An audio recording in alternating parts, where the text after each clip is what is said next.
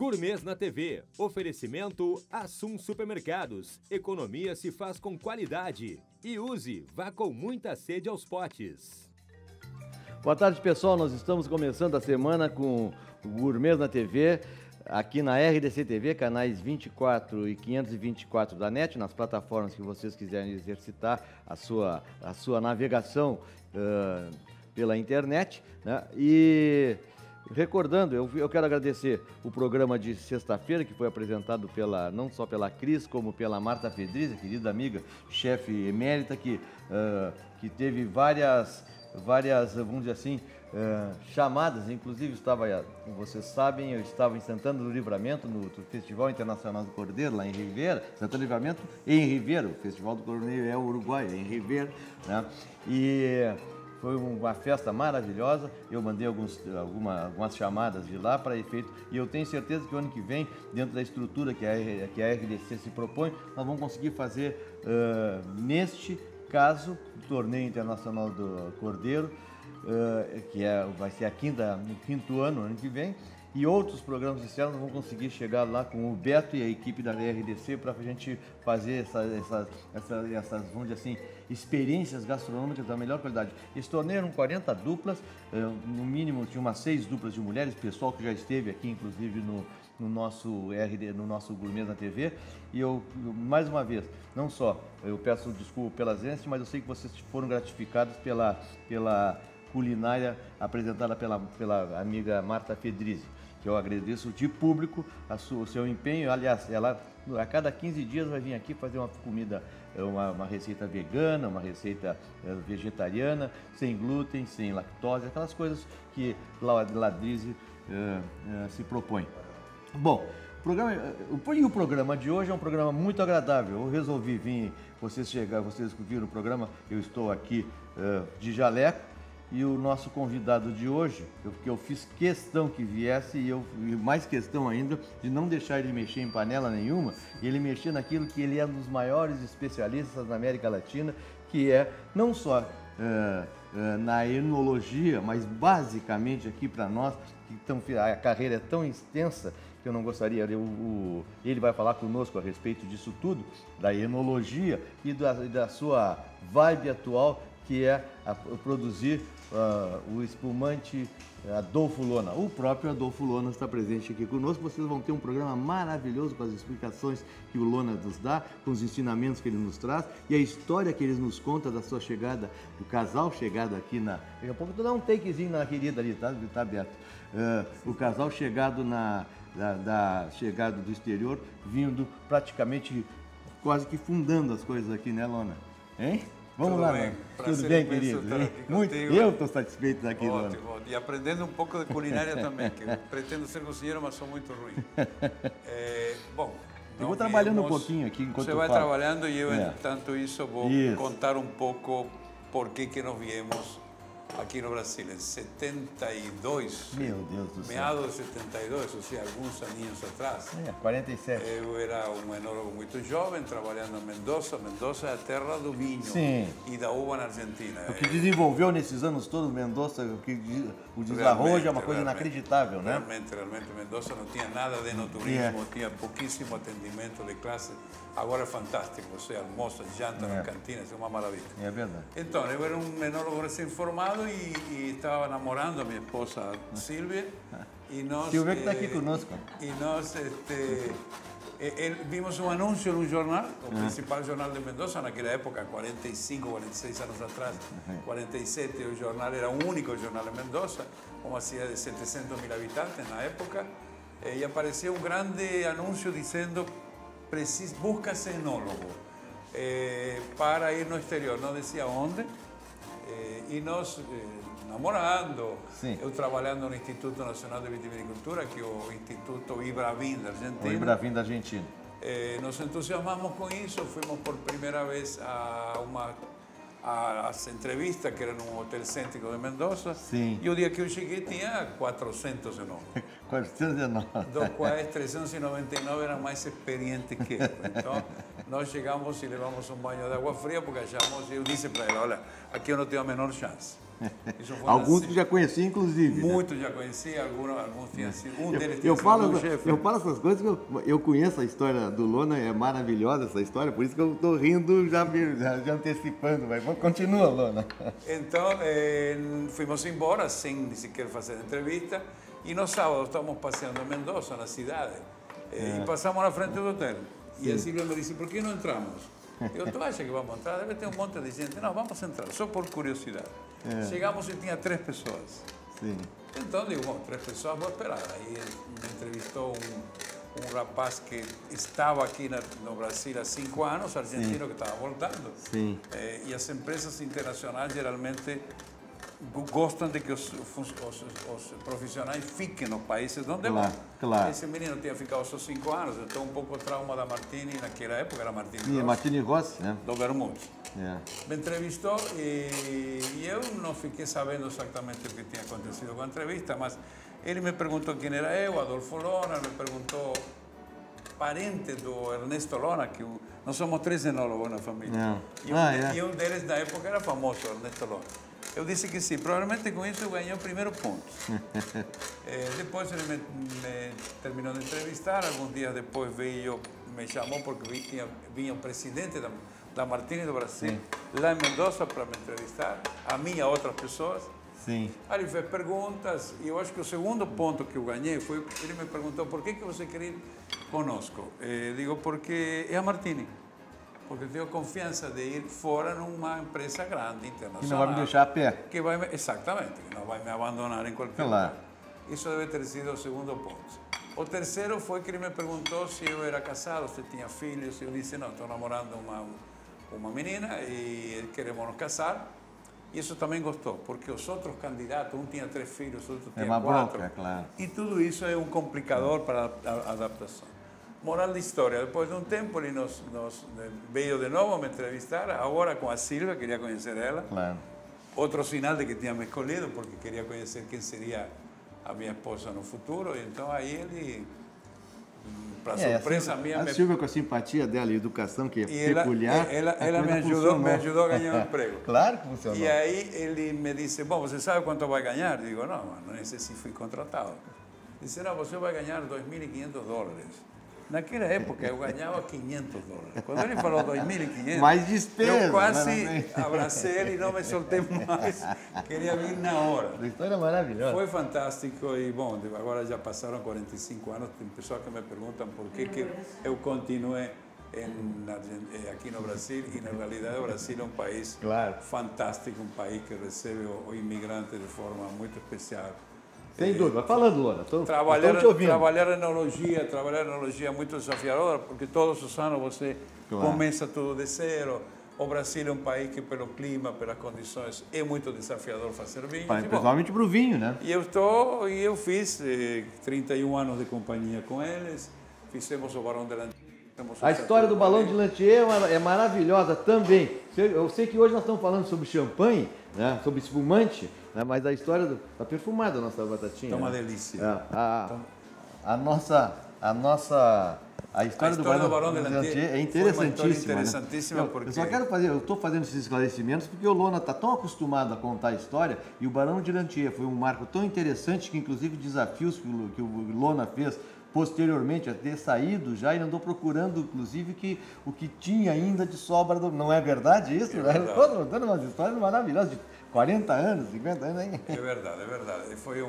Realmente foi um marco, foi feito seguindo a técnica bordelesa de Bordeaux. Viajei com pré-barricas, foram as primeiras barricas que se introduziram no Brasil. Ou seja, tem uma técnica e um apoio enorme da Martini durante anos. Foi um investimento grande, né? Investimento constante, grande e muito importante. Em 98, Martini era uma das principais empresas vitivinícolas do país. Perfeito. Então tivemos uma trajetória muito boa. Em 2004 eu decidi sair e começar a minha carreira solo. De pequeno empresário, enfrentando todas os benefícios e as desvantagens de ser pequeno, mas enfim, a isso que me dedico fazendo espumantes até hoje. Bom, esse é o Adolfo Lona, em rápidas pinceladas dele mesmo. Fiz questão que ele contasse essa história que é magnífica, né, de um argentino em Mendoza, que hoje para nós é uma referência na enologia mundial, né? Sem dúvida, né? Pelo volume e pela qualidade. Pela né? qualidade. E a cidade mudou completamente. A cidade de Mendoza é um brinco hoje, né? Com relação... Realmente, muito bonita. Bonita e vive o vinho e os derivados, né? O povo abraçou essa história e eu recomendo, inclusive, quem não conhece, que vá. Quem foi, volte. No mínimo para verificar aquele milhar, tem quase 1000 vinícolas lá em Mendoza. E aquela cordilheira aos fundos maravilhosa. Uma coisa. Bom, nós fizemos esse primeiro intervalo, o primeiro bloco com o Lona, e eu vou, no próximo bloco, eu já vou começar aqui o nosso. Eu vou fazer hoje para acompanhar o que o Lona vai nos trazer, um prato rapidíssimo, que é um filé de peixe, um filé de linguado, um linguado, porque eu escolhi alguma coisa que tivesse um espumante, porque ele está nos trazendo hoje, falando sobre o espumante que o Adolfo Lona produz. Né? Então eu fiz questão de nós incluirmos na nossa receita alguma coisinha de champanhe aí. Então nós vamos fazer uma rápida amostragem para vocês, enquanto o Lona vai continuando, só dou um toquezinho. Nós voltamos em seguida com Gourmet na TV.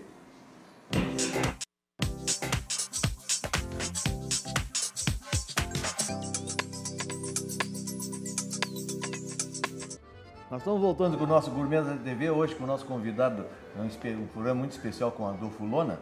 Eu só quero fazer, como eu estou cozinhando, vou começar a cozinhar, vou fazer um prato rápido, que é para poder terminar o programa com ele pronto. E só para, antes de deixar o Lona continuar, porque eu faço questão que vocês tenham o prazer de ouvir o Lona, esse prato é muito simples. Eu vou fazer um linguado, tá aqui o linguado. Um filé de linguado bem normal, como ele é, do tamanho que tem que ser, efetivamente, o filé de linguado não pode ter mais que um palmo. Né? Esse filé de linguado eu só vou temperar com uma pimentinha do reino. Né? E a receita é o seguinte: eu vou refogar cebola, vou refogar alho e raspas de limão no azeite. Tá? E vou fazer isso aí adicionando um pouquinho de sal, tá bom? Depois disso, nós vamos pegar papel laminado e vamos pegar o papel laminado, colocar essa cama de cebola com alho e as raspas de limão e vamos colocar num papel laminado, certo? Olha os potes da Uzi aí, gente, vocês viram? Pô, finalmente nós estamos na nossa bancada maravilhosa aí, uma cor. A Uzi é a nossa patrocinadora, que demorou 2 meses para chegar, demorou 2 meses para esses pratos chegarem aqui, mas não tem importância, agora estão aí cumprindo seu papel. Foi feito especialmente. Cumprindo seu papel. Né? Foi feito para o ambiente aqui, a cor, essa coisa toda. Bom, de qualquer maneira, terminado, eu vou colocar no papel alumínio essa cama de cebola e alho, né? E colocar por cima o linguado temperado, vocês vão ver, colocar por cima o tomate e salsa, fechar e levar ao forno que está pré-aquecido. 8 a 10 minutos está pronto isso. Lona duvida, mas eu vou te mostrar. Lona. Me parece muito rápido, mas você que sabe melhor que eu. Bom, Lona, então dando essa explicação para o nosso espectador, eu quero que tu continue a nossa conversa sobre enologia e sobre espumantes, sobre como tu começaste a tua carreira solo com os espumantes, como é que está esse negócio hoje, que evoluiu por aqui, que evoluiu muito também, né? O nosso conceito, a nossa qualidade, né? E por essa razão a palavra é tua. E o Beto vai mostrando aqui, a qualquer hora eu dou umas atravessadas para... Sem problema. Tá bom? Então, a indústria acho que deve de evoluir na medida em que os consumidores foram evoluindo. Ou seja, o brasileiro, como todo consumidor de vinhos e de espumantes, é um consumidor progressivo. Sim, claro. Ou seja, a gente vai se acostumando, né? E vai educando o paladar, vai entendendo sem perceber que entende. Ou seja, educando o paladar. E cada vez ele, sem saber, aprecia melhor, é mais exigente, deixa os sabores muito doces, deixa os sabores muito amadeirados, que foram moda em outras épocas. Claro. Então, é um progresso do consumidor que a indústria precisa acompanhar. Então, todos nós precisamos estar atentos a isso e tentar fazer produtos de qualidade. Sim. Para que você tenha uma ideia do bom desempenho dos espumantes no Brasil, de todos os vinhos finos que se consomem nesse país, vinho fino significa o Cabernet, o Merlot, Tannat, etc., tintos e brancos, importados e nacionais, 82% do consumo são vinhos importados.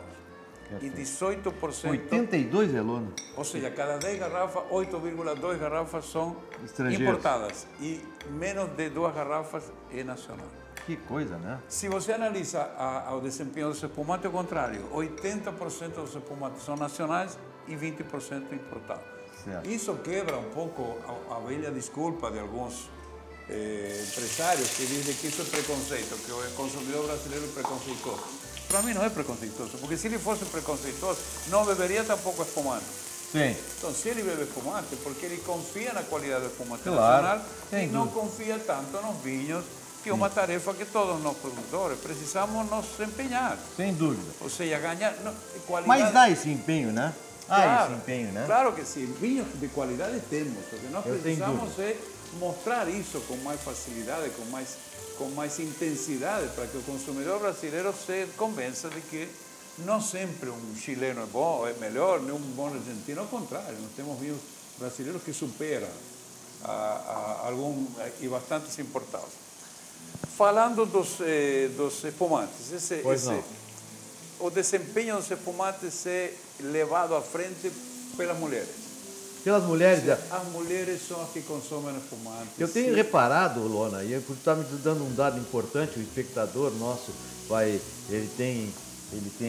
ter essa consciência. Eu tenho reparado efetivamente nos locais que a gente vai, em eventos, em restaurantes, em comemorações, que as mulheres, o homem bebe de tudo, assim, vinhos e espumante indiscriminadamente, mas as mulheres basicamente é espumante, né?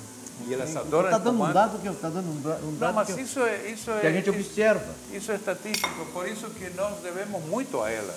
Porque Sim. além delas beberem mais, elas desempenham outro papel importante. Sim. Elas mudam os hábitos de consumo dos seus maridos, dos Claro. seus companheiros. Sem dúvida. Muito homem que não bebia espumante, por achar que espumante precisa uma celebração especial, ou porque não é para... Era a ideia, né? Claro, não é para acompanhar refeições. As mulheres, com sua insistência em beber, fizeram com que eles admitissem que poderiam beber, viram quanto generoso é o espumante e eles aderiram, porque quando eu digo generoso, se você analisar um vinho tinto, alguns vinhos tintos, por exemplo, a sua capacidade de harmonização é relativamente limitada. Claro. Um espumante não tem. Espumante entrada, meio, saída, sobremesa, com queijo, com torrada. Só te interromper um pouquinho, olha o perfume aqui, ó. Maravilhoso. Perfume com o limão em raspas, hein? Maravilhoso, É? maravilhoso. Estou aprendendo, essa vai ser o próximo jantar meu. Tá. Já deu, gente, já deu. A base do nosso linguado já deu. Continua, Lona, vamos lá que está muito bom isso. Então, as mulheres são aquelas que você vê. Olha o dado, gente, olha o dado que ele está nos trazendo. E curioso também uma A gente coisa. já depende delas para tanta coisa, né? Mas graças a Deus, as mulheres devem ser abençoadas por isso. Sem dúvida. Se você compara o consumo argentino e brasileiro, o Brasil consome menos de 2 litros por ano. 2 litros de vinho. Mas vinho comum também junto, ou seja, ele bebe uma taça de espumante por ano. Sim. E a Argentina consome 30 litros. Agora, De espumante. Não, 30 litros de vinho. Agora, se você vai para Buenos Aires, por exemplo, que é um centro gastronômico importante, é muito raro você encontrar um grupo de mulheres bebendo espumante. É muito raro o argentino beber espumante antes de uma refeição. É muito raro. Em bom restaurante ou em qualquer restaurante. Aqui no Brasil, não. No Brasil você vê já em restaurantes, em bares, em qualquer local público. Mudou o hábito, né? Mudou o hábito. Isso é fantástico. O futuro do espumante brasileiro é incrivelmente bom. Agora, nós temos um detalhe, nós temos as mesmas condições que nos dificultam fazer vinho tinto, que a uva não matura tanto, que temos bastante chuva, favorece fazer bons espumantes, porque nós produzimos uvas não tão maduras, mais ácidas e excelentes para fazer espumante. Certo. Por isso que, sem dar uma de patriota, os espumantes brasileiros são muito melhores que argentinos, que uruguaios e que chilenos, porque eles maturam demais a uva, essa é a diferença. Sem acidez. Eu tenho reparado Sem isso, acidez né? e ficam sem frescor. É verdade, ele não falta, né? O nosso é fresco, Tem o up, agradável. né? O nosso tem o up, né? Exatamente. É uma coisa interessante, eu tenho, quando viajado, até mesmo aqui, eventualmente tomado espumantes chilenos e argentinos e uruguaios, né? Eles têm não tem aquele... Falta um pouquinho de graça. Aquele vigor, eu Falta acho. um pouquinho de graça. Estou falando como assim, curioso, né? Estou falando como curioso, mas eu acho que é isso mesmo, né? Claro, sem dúvida. Então, isso são coisas naturais que vão nos beneficiando. E acho de que o Brasil, a cada um, ou seja, não tem como recuar. Sim. Ou seja, cada vez vai ser beber mais claro. espumante. Imagina se o Brasil, essa costa, esse litoral maravilhoso que nós temos de Rio para cima, o dia que eles decidirem deixar de beber destilado, deixar de beber suco, cerveja. e beber um pouquinho de espumante. E o pessoal lá só bebe cerveja. Exatamente. Então é um problema cultural, não é um problema de poder aquisitivo. Nós precisamos dessa grande tarefa do setor. É uma tarefa de educar, de levar os benefícios, fazer quanto o espumante é especial. Você sabe que o espumante é uma bebida alegre. Sim. E por que alegre?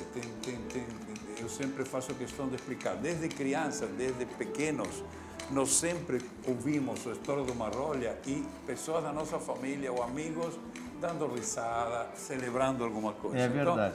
Então, nós crescemos com essa figura. O espumante é uma bebida alegre, de festa, festiva. de alegria, festiva. É. Claro que a gente não pode condená-lo que seja somente festiva. Claro. Ela é festiva por si, não precisa ter uma festa. Ela é festiva por si, ou seja, em qualquer momento, até você sozinho, pode beber uma baby, uma garrafinha de 187. Claro. E se por acaso seu time perdeu, está com um pouco de baixo astral, beba um espumante que você vai ficar absolutamente tranquilo e feliz. Então, isso por isso que eu me dedico somente a espumantes. Eu não faço vinhos. Muita gente me pergunta, me questiona, me cobra, mas... Já trabalhaste muito, já desse exemplo, fizeste quase uma inauguração do vinho de qualidade aqui entre nós, sem dúvida, né? Então já ficou por isso a tua missão no vinho. E eu acho que tenho muito para fazer ainda na espumantes. Claro. Ainda tenho muito para fazer. Eu quero continuar fazendo espumantes e continuar ajudando para que cresça o consumo também. Tá, né? Certo, muito bom. Então, eu queria agora, você sabe que um espumante é, na realidade, simplesmente um vinho com gás. Certo. O único diferencial entre um vinho tranquilo, que não tem gás, e o espumante é o gás. E esse componente é tão importante, que o transforma num produto absolutamente diferenciado. Por quê? Porque o gás, a borbulha, o perlage ajuda a mostrar os aromas, ajuda a frescor, ajuda a ressaltar a acidez, ou seja, ajuda muito na área, na parte gustativa do espumante. Um espumante sem gás não tem a menor graça. Então, uma das coisas que eu sempre faço questão de ensinar e de mostrar é os cuidados que a gente tem de ter quando esfria, quando abre e quando serve. Quando esfria, quando abre e quando serve. Quando serve, que são as três etapas que são Quanto tempo fundamentais. falta para nós aqui, Beto? Que nós vamos fazer o seguinte, nós vamos deixar o Lona fazer essa mostragem no próximo bloco, eu acho, né? Hein, Beto? Conta para nós aí, quanto tempo? Deixa eu vou fazer. Eu vou trabalhando aqui. O Lona está falando. Eu vou olhando. O Lona está falando e eu tô trabalhando. No peixe você botou pimenta? Só um pouquinho de pimenta moída, tá? E botei uma ervinha para dar um gosto que não, né? E não fiz nada mais do que... Não botei sal, porque na nossa cebola já tem sal. Né? Ah, ok. Aí eu vou botar agora. Então eu vou começar a preparar aqui o nosso peixe. E aí no meio do intervalo eu faço um aqui para a gente encerrar. Ó. Fazemos uma caninha aqui de cebola. Olha que bonitinho. A cebola com salsa e limão. Tá? Para dar um... Nós vamos pegar um peixe. A salsa é a salsa crespa, não é? Salsa crespa. Eu peguei salsa crespa para poder depois, para não ter mais muitos tipos de salsa. Então eu peguei um pouco de salsa crespa. Nós vamos colocar um tomatinho em cima do nosso peixe, um pouquinho de salsa, né? Um pouquinho de salsa. E agora eu tenho que esperar que tu abra um espumante para colocar. A comida hoje é homenagem ao espumante. Então no próximo bloco a gente faz isso. A gente faz isso, coloca e depois vamos em frente. Nós voltamos em seguida com o Gourmet na TV.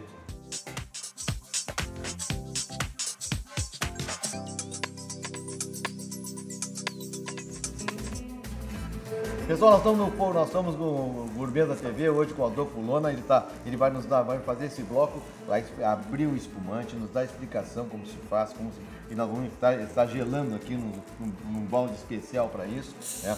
E nós vamos, para colocar no nosso peixe, nós vamos colocar um pouco do espumante, né?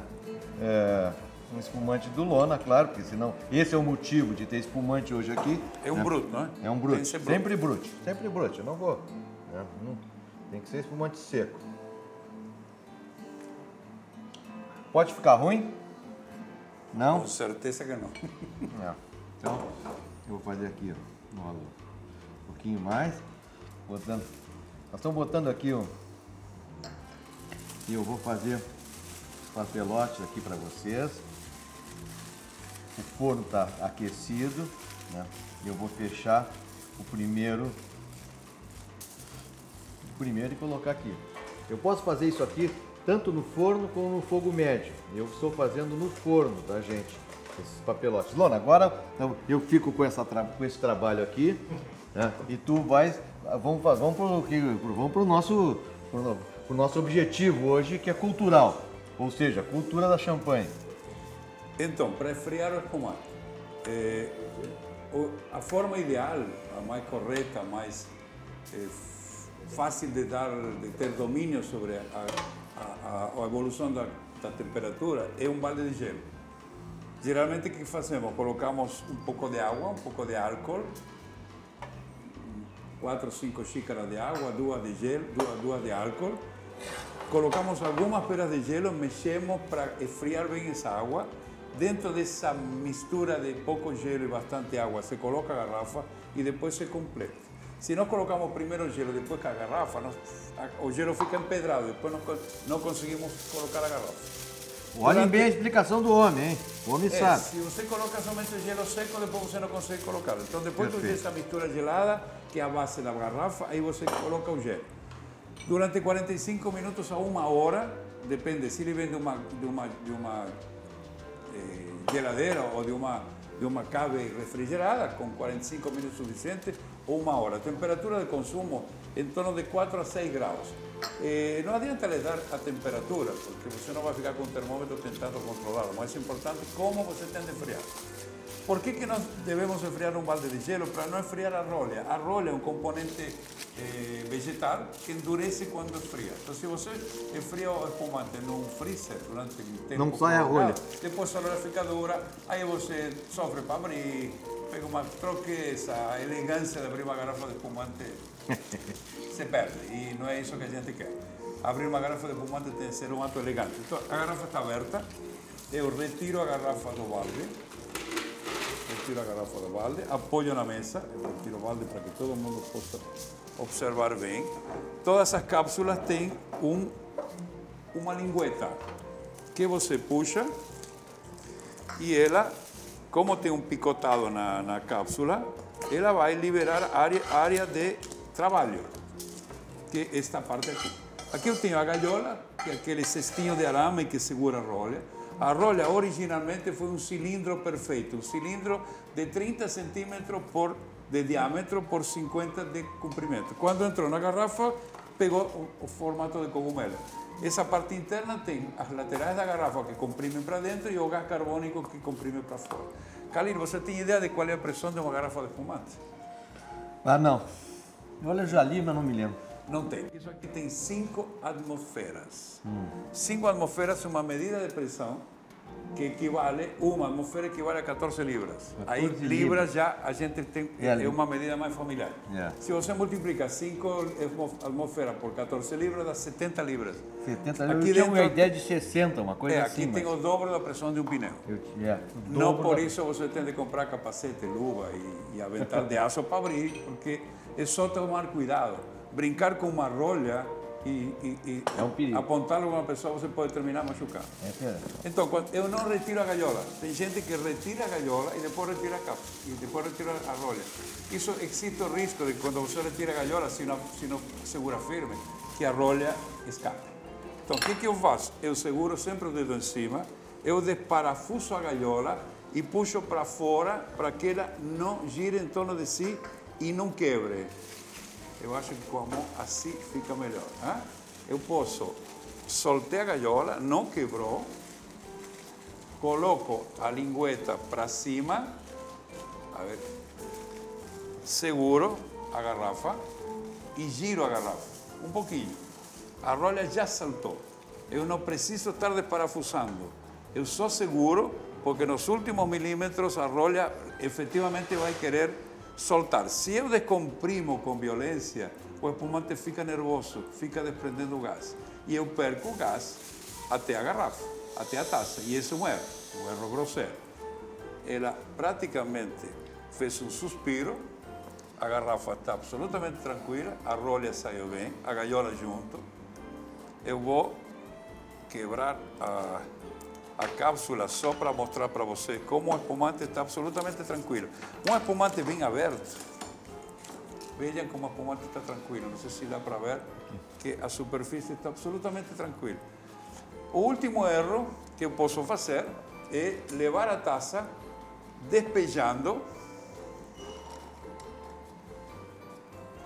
Dessa maneira. dessa maneira.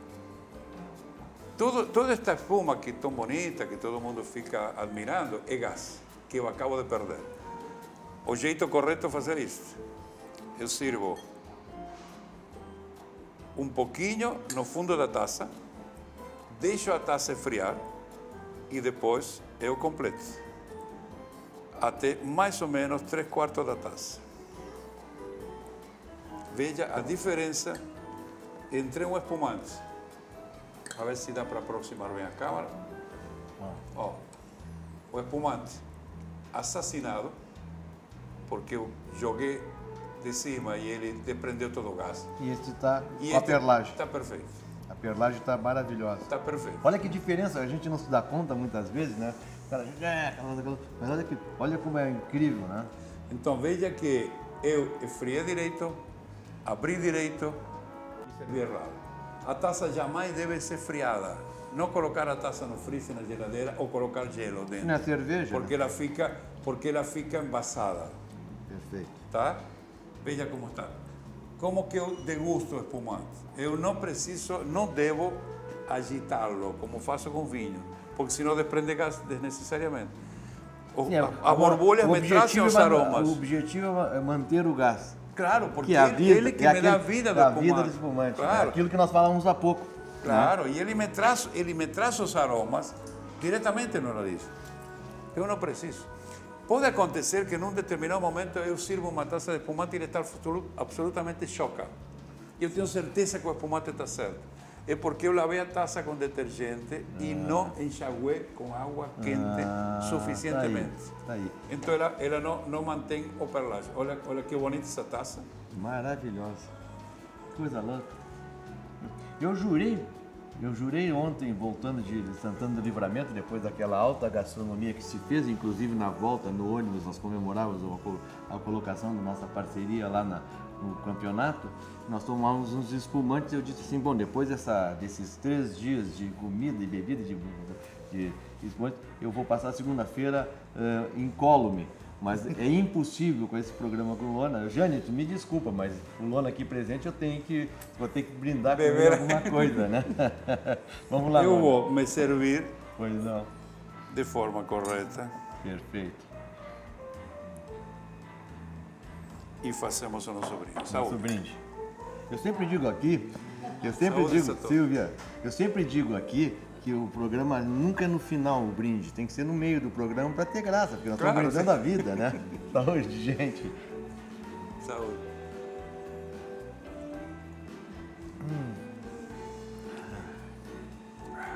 Bom, Lona, eu já coloquei uns filés ali no forno, tá?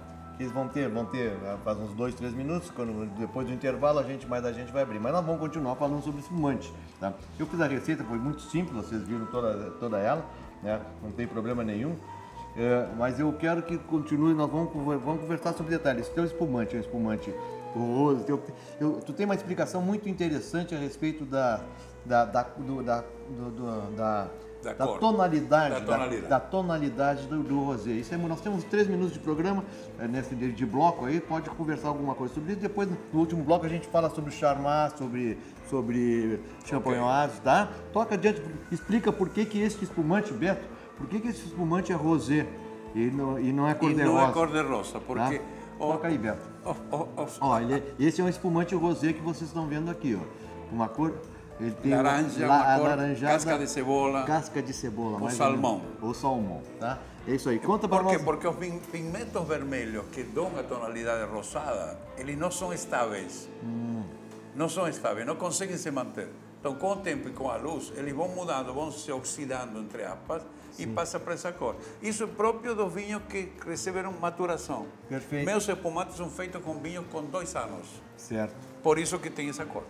Perfeito. Olha, interessante isso, vocês lembrem-se disso. Depois eu vou perguntar ainda no próximo bloco, no começo dele, por que alguns espumantes têm tonalidades diferentes e nesse aspecto. Nós vamos depois ver. Nós voltamos em seguida com o nosso Gourmet na TV, infelizmente, para o último bloco. Vamos.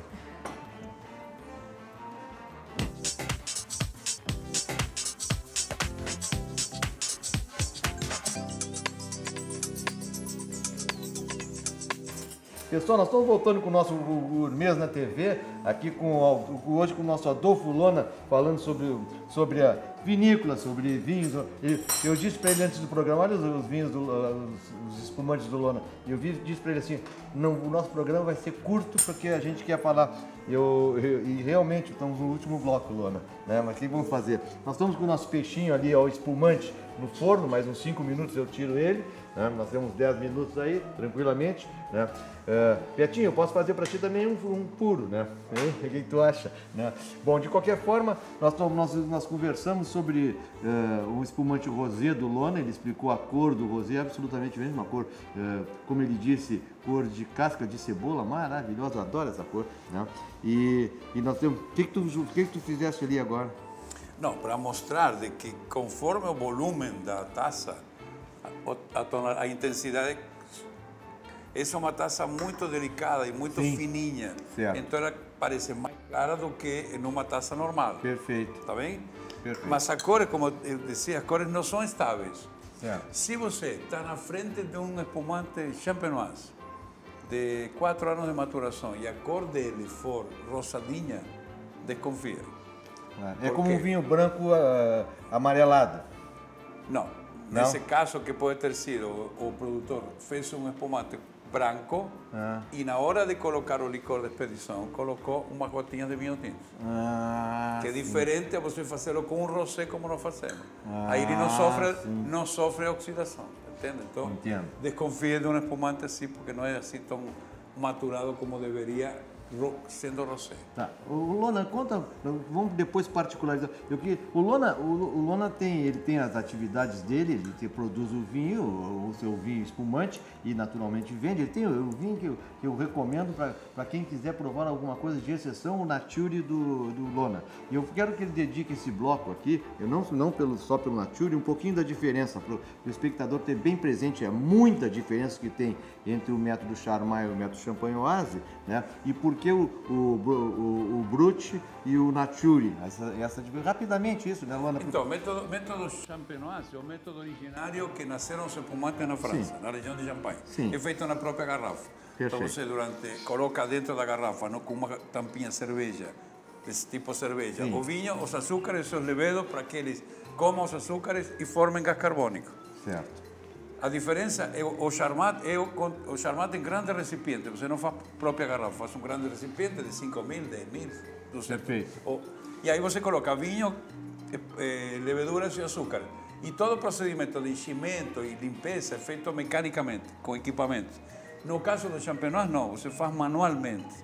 Você mexe com as leveduras, o depósito, no remoage, numa superfície que se chama pupitre. Agora, a grande diferença não é isso. A grande diferença, primeiro, é o tempo em que a levedura fica em contato com o vinho. No método Champenoise, a levedura permanece por 18, 24 meses e a levedura, além de formar o gás, ela incorpora aromas próprios da sua morte. Porque ela, depois de 10, 12 meses, ela morre.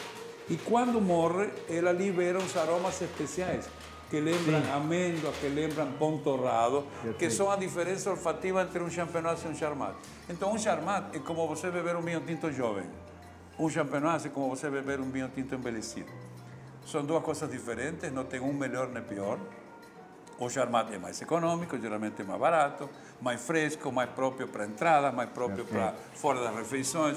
Os champenoise já são um pouco mais solenes, são um pouco mais estruturados, um pouco mais complexos, exigem alguns pratos. Provavelmente para ter um prato que é um linguado ligeirinho, seja um charmat. Agora, se fosse um peixe com mais... Um molho branco, um molho rebuscado. Aí você já seria... O mais valente seria o champenoise. Por quê? Porque é um espumante que tem mais complexidade e tem mais intensidade de sabor. Certo. Então, basicamente isso. O charmat hoje, a grande maioria dos espumantes brasileiros são charmat.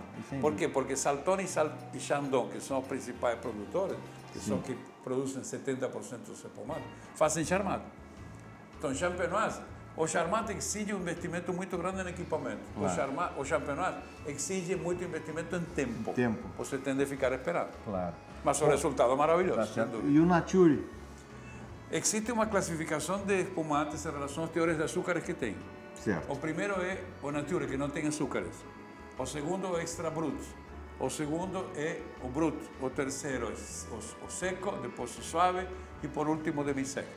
É importante que as pessoas prestem atenção na classificação dos espumantes franceses. Sim. Os franceses, o Nature, o Extra Brut e o Brut são brutos. Por isso que no francês você vai ver Brut Nature. Certo. O Brut Extra Brut. Certo, já reparei, não vai ver Brut, Brut Nature brasileiro. Porque o Brasil é ou Nature ou é Brut. No francês, a categoria Brut compreende o Nature, o Extra Brut e o Brut. Perfeito. Interessante, né? A gente tem umas certas diferenças que a gente não entende, né? Não tem para quem perguntar, então por isso que o Lona está aqui trazendo para nós então isso aqui. eu estou aqui para isso. Né? Tá certo, né, Lona? Lona, me diga uma coisa, isso não é comercial, eu faço sempre com os nossos convidados e tu mereces que eu faça. Como é que é eu sei, eu pego o telefone e ligo lá para o teu escritório, eu consigo comprar uns espumantes. Como é que se faz? Qual é a tua relação com o mercado? Só vende para restaurantes, ou tu tem disponibilidade? Vendo muito para restaurantes, vendo algumas lojas, na Bebida do Sul, na Banca 38. Certo, a Banca 38. Sabores, agora não me lembro. Mas eu tenho uma loja na rua em Petrópolis. Avenida Lajeado 865. Procura quase na frente da Montenegro, quase na frente da Montenegro. Não liga, compra uma caixa e a gente entrega. Quase exatamente. Qual é o número? 865. Lajeado 865. Lajeado 865. Aí, hein, Silva, valeu propagandinha não faz mal, né? Bom, gente, eu acho que nós vamos pegar o nosso linguado e dar uma ajeitada para ver se ele ficou pronto nesse meio tempo, né? Perfeito. Tá bom? Vamos lá. Com licença. Perfeito. Com certeza ficou bem, não? Pelo menos com um mestre como você? Pelo menos ele está perfumado, Lona. Pelo menos ele está perfumado. O linguado é um peixe quando ele é o linguado legítimo, ou seja, o sole do francês, que o linguado em francês é o sole, quando vocês forem à França, quem sabe, e ele necessita efetivamente de uma ele é muito rápido, né? Eu vou só abrir para vocês o nosso primeiro papelote aqui. Vou abrir o mais bonitinho deles, talvez seja esse, né? O que tu achasse, Luana? Maravilhoso. Ó, com o perfume do espumante, ó, integral, né? O que tu acha? Maravilha, maravilha. Espera um pouquinho. Eu fiz um agradinho aqui, que é pra gente poder degustar direito o nosso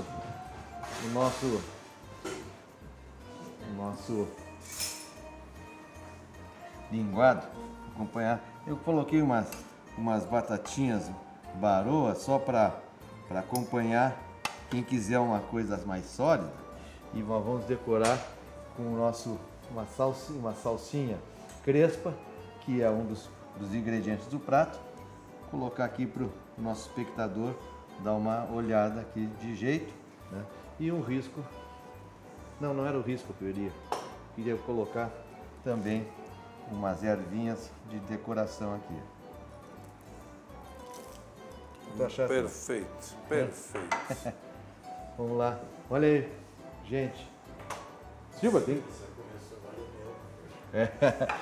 Avisar para o pessoal tem o pessoal da nossa técnica aqui que ele fica manjando. Coitado. Vamos ter que brindar o final, né, Lona? Vamos ver aqui. Babado, coitado. Não, só que eles estão num problema técnico que trabalhando fica complicado o acompanhamento do nosso Nature, aí, do nosso Brut, da Lona. Perfeito, muito bonito e muito cheiroso. E fácil, né? Eu acho que tem Fácil, trabalho muito para fácil. Silvia breve, né? O que tu acha? Muito fácil de fazer. Fácil de fazer, né? Não é fácil. Perfeito. Mesmo. A comida não pode ter muito complicada mesmo. A comida tem que ter gosto só. Olha aqui, gente. Eu vou ter que provar, né, Beto? Antes de encerrar o programa, que é a tradição do titular, né? Muito obrigado. Disse Lona, então, depois a gente... Mas tu vai fazer junto comigo que eu vou fazer aqui. Com licença.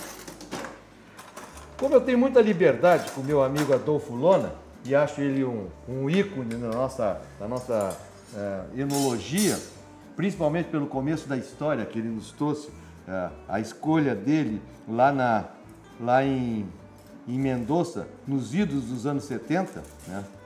Eu tenho certeza que ele não vai se acanhar de provar junto comigo.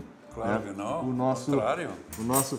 este peixe que foi feito em homenagem a ele e a Silvia que vieram ao programa, né? Que eu estava há muito tempo querendo brindar com o espumante deles, né?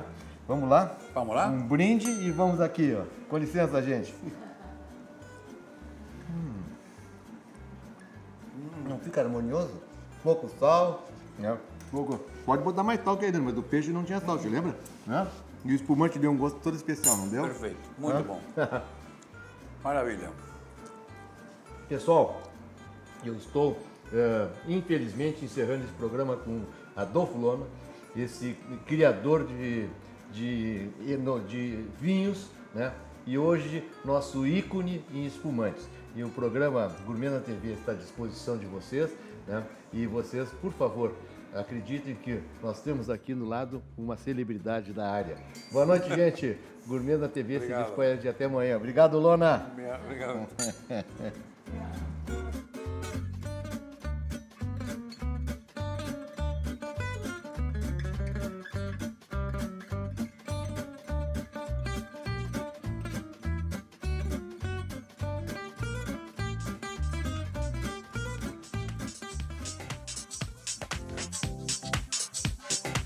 Gourmets na TV. Oferecimento Assum Supermercados. Economia se faz com qualidade. E use, vá com muita sede aos potes.